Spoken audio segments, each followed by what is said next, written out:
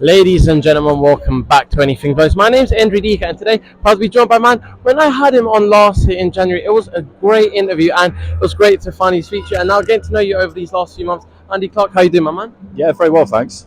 Very well. I want to speak to you there. Obviously, the thing that we're going to most pick up on recently is Usyk versus Tyson Fury. You were out there in Saudi. Break it down and break down your experience.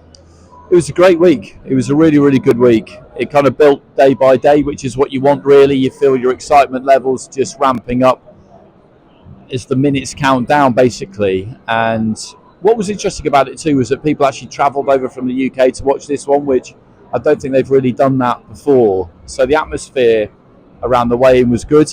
The atmosphere in the arena on the night was good as well. And I just thought it was a sensational fight. I felt Usyk won. I was commentating on Sky with Matt Macklin and Fraser Clarke, and we were in agreement. We're not always, but we were in agreement come the end of the fight that Usyk had done enough to be a clear enough winner in a close and really good fight, and he got it on the cards, and I think he deserved it. But Fury deserves a lot of credit too, because it was just a terrific advert for the sport, and that's what you want, isn't it? That's always what you want, because we've been waiting for Undisputed at heavyweight for a really long time. Other weight divisions had fights for Undisputed, but it's most important at heavyweight because that's the one that gets all the attention, and obviously something that's a bit problematic for more casual boxing fans or just wider sports fans who don't really follow boxing constantly is the confusion around who is the best. And it's good to have people staking their claim, but every now and again you need a fight that shows you. And it was Usyk on the night. I think they will rematch, and Fury will be determined to turn it around. But all in all, I don't think it could really have gone much better. And talk about that there. I asked Cole Frampton this, and as being a former boxer, it will be biased and say himself. But I want to ask you, you could be a little biased, but do you feel like in terms of sport and in terms of the world, is the Undisputed Heavyweight Championship of the world the most important prize in sports, regarding the World Cup or any other tournament? Yeah, I mean, I am biased, but yes, I do, because I feel like you look at the lineage of it, you look at the history of it, and the people who've done it, and the sporting events that have seen people crowned as that, and I do feel like it's like being the president of sport. It's not just a fight that you win or a title that you win; it's an office that you need to occupy, and you need to take it seriously. You need to understand the weight of that crown, and that's what I believe it is. That's what I've always believed it is, and no one will ever convince me otherwise, because boxing, sport as we know it, really only started to exist in the mid-19th century in terms of team sports. You know, the advent of professional football or organised association football, cricket and other sports. Before that, the landscape as we know it now, it just didn't exist. But boxing has been around for a really, really long time, 3,000 plus years. You could go back and find examples of it written down in ancient literature. But fighting has been around forever, as long as we've had humans. And they've been doing it recreationally as well as a means of conflict resolution, if you like. So it's the oldest sport there is. I don't think there can be any argument about that at all.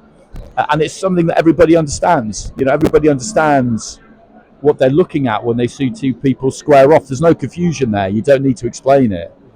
So for me, that's why it will always be the number one. And if you're the number one in that number one sport, that oldest sport of all, then that puts you top of the tree. 100%. And as you said, there's been a debate between fans for years. I don't want to go back as centuries, but for years, and saying who is number one, who's best, and the Undisputed defines it. So before we move on and conclude that night, do you see a rematch potentially? I believe it's October 21st. I'm not sure the actual date, but October is the given timeline for the clause in the rematch. You see that happening? Personally, yes. I know quite a lot of people who don't agree with me on that. Bob Arum was talking about it the other day, and he feels it might be more like November, December time. And that does make sense, because it was a really hard fight. There were delays to it, so they were starting camp and then stopping camp, and then starting camp and then stopping camp. And Usyk was in camp for about 7 months in the end. And then it was a hard fight, the kind of fight that, you know, is going to take some recovering from, that takes plenty out of you. And I think October, it's only 5 months. I don't think like that's I don't feel like that's very long. I think you could give them at least another month. So I think it would be more towards the end of the year. But personally, I feel like I know they're contracted to it, but of course there's always talk of Fury against AJ, and that now is the time to do it because what if Tyson boxed Usyk and lost again? Then the shine would go off it, and all of that. But I think Fury will want to box Usyk again because I think he'll feel that through 6 rounds, at the end of that 6th round, he would have felt like he had him where he wanted him because he was getting to him. And Usyk was in as difficult a place as he's ever been in his professional career. And it's huge credit to him that he was able to kind of stem that tide and then turn it back. But Fury, I think, will look at it and feel like I had him where I wanted him and I let him off the hook. I think that's kind of being a bit harsh on himself. But that is what he'll think because as pros, they are hard on themselves. I think he'll watch it and he'll feel like, no, if I get another chance at this guy, I'm going to get on top of him and I'm not going to let him up. 100%. And before we conclude that night, what stood out to you on the undercard? Well, it was a massive win for Kakachi against Cordina, which I didn't necessarily see coming. I did think that would be a good fight, but that was a massive performance from him. Huge performance from him to become a world champion. An opportunity he'd waited a really, really long time for. So it's always, I like Joe Cordina. He's a really, really good fighter. But that's the really brutal thing about boxing. Somebody has to win and somebody has to lose. And as much as I felt for Cordina, I was happy for Kakachi because that would just change his life. It was a life-changing thing, that win for him. I thought the whole card was good. I really enjoyed the whole thing. And now move on to why we're here today. Johnny Clarke's mentality. You've been hosting the interviews. How does it feel being back here? Because you were here for the chaos one. Were you here for the discipline one as well, or was it just chaos? It was just chaos, I think. But then I was working on the night for the last show at the end of April. Yeah, it's good. I like the setup. I like what he's doing. There's nothing not to like about it. Holly Whitwell's up in the ring now, and she's going well, 5-0. She's boxing for a title at the end of June. She'll be boxing for further titles if all goes well before long. There's no question about that. And you just look at the dynamic of it, and he's doing something for this one that I felt like people could have looked at and done a bit more before this, which is essentially take fighters from a big promoter who's got the TV deal and kind of take them on loan almost. And that's what he's done with George Liddard and Jimmy Sains. It's one fight, but their main event and co-main event. So they've been boxing on big cards, and that's great. But at the same time, you're deep on the undercard. You're not getting the full TV coverage probably.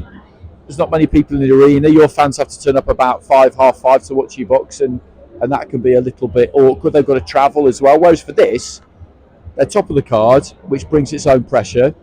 There'll be more of them because it's a shorter distance to travel, and it's just a really good experience for them to be under that kind of spotlight. So it makes all the sense in the world to me to do that. And then added to that, you've got a couple of Southern area title fights, which just always deliver. Area title fights are great because whether you feel it's the first step on the ladder for you on your journey to bigger and better things, or whether that is your cup final, everybody just puts it all on the line because it's that first sanctioned official title that you can win, and they just produce really good fights.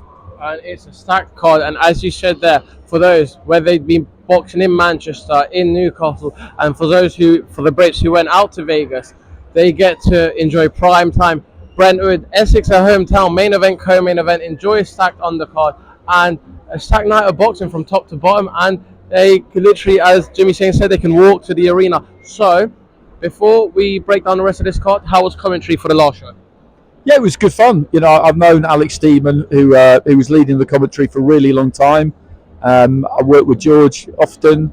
Usually, I'm in the lead role, but that's Alex's seat, and I would never try and impinge on anyone's seat. But doing the kind of third voice, it's something I've always been quite interested in because in America, it's quite normal for a non-boxer to do that. You think about down the years.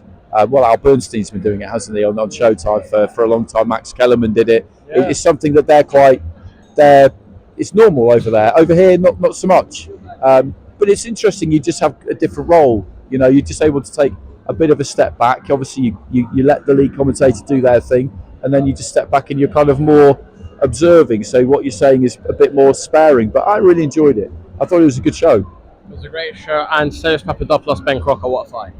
Yeah, really good. Really, really good fight. That was a tremendous, tremendous fight because I thought he was in trouble, I thought, Papadopoulos. But then he ground his way back into it and turned it around in the second half. And in the end, Crocker won it on the knockdown, didn't he? Yeah. It was actually quite an easy fight to score, wasn't it, So in it the would have end? been a draw if it wasn't for the Yeah, knockdown. exactly. It was a really, that was a great fight. That was a really good fight. And before we conclude, what else stands out to you on mentality, apart from the purple and apart from being here at Lakeside, which is lavish and we're enjoying life? You got, as you said, you've broken down Jimmy Sains, you've broken down Holly Whitwell, you've broken down George Liddard, you've got P.A. Gordon versus Kevin Revell for the Southern Area title, you've now got Harry Armstrong. I can't remember his opponent, correct me if you can remember.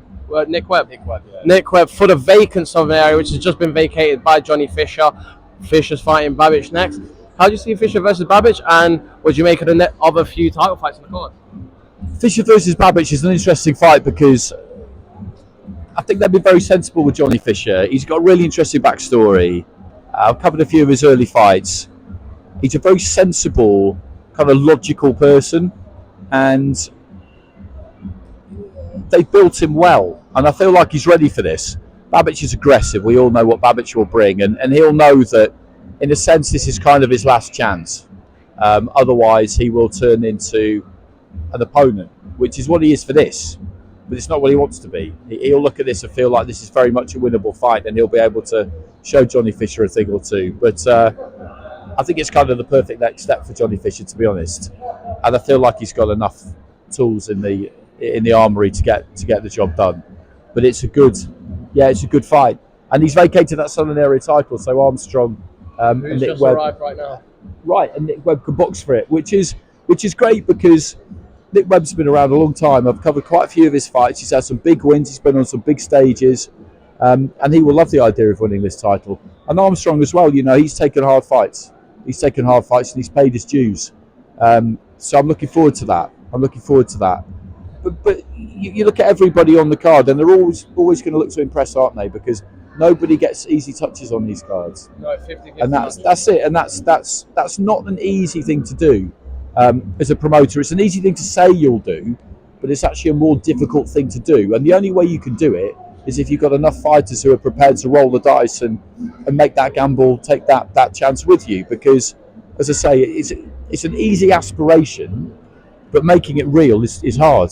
And just so I let you go, concluding on the football, Man United versus Manchester City, the Manchester Derby in the FA Cup final. Are you back on the side tonight?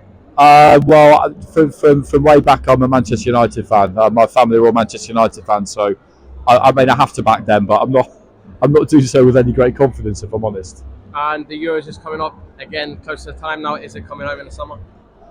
I really hope so, because I just feel like that group of players are good enough to have won something, and they haven't managed to do it just yet. I covered a couple of major tournaments earlier in my career when I was covering football. I went to Euro 2004 and the World Cup in Germany in 2006, and I looked at 2004 and I felt like that was one that got away. We were playing so well, and there was no standout team in that tournament. Got knocked out in the quarterfinals, and people would look at it and just think, well, you can't claim to have nearly won it if you got knocked out in the quarterfinals. Yeah. But the margins in those big tournaments are so fine. They're so small, and they came so close, obviously, against Italy. I would love to see them get over the line, because I do think they're good enough. But winning those tournaments is a very, very hard thing to do. Before I let you go, what's the message to Johnny's fans, everyone that's come out here to Lakeside today, everyone that's tuning in and will be at Mentality, and all of your fans that tune in and support online, and your new book? Right, yeah, the book, yeah, thanks. The book is out next week, actually, on Thursday. It's available via Amazon pre-order at the minute. The Knockout, Sport's Most Decisive Moment, and it just goes into psychology and mentality of fighters who go in there looking for a knockout. I speak to them about what it feels like to get knocked out, what it feels like to knock somebody out. There's all sorts in there. If you like sports psychology, basically, as well as boxing, then I think it's something you'll be interested in. As for anybody kind of, tuning into the shows in general, just keep getting behind the sport. We had a great fight for the undisputed heavyweight title. I think it reflected really well on the sport, and that was what I liked most about it, was the fact that it put the sport in a really good light. And when that happens, we all need to celebrate it, because it's easy to point out what's wrong with boxing. It's the easiest thing in the world, and it does have its quirks and its faults. But when we get it right, there is nothing better. There is nothing like it. And when it does go like it did last weekend, all of us should just be getting up and shouting from the rooftops about it, so that people tune in bigger numbers the next time, because it's one of those sports that sometimes feels a little bit unloved. It's never going to get the constant mainstream attention that football does. We always have to bang the drum for it. So just get behind it. Get behind your fighters. Buy tickets. Go to shows. Watch streams. Watch everything. Get as involved as you can. Ladies and gentlemen, make sure to purchase a book and pre-order on Amazon. Andy Clarke. Thanks very much.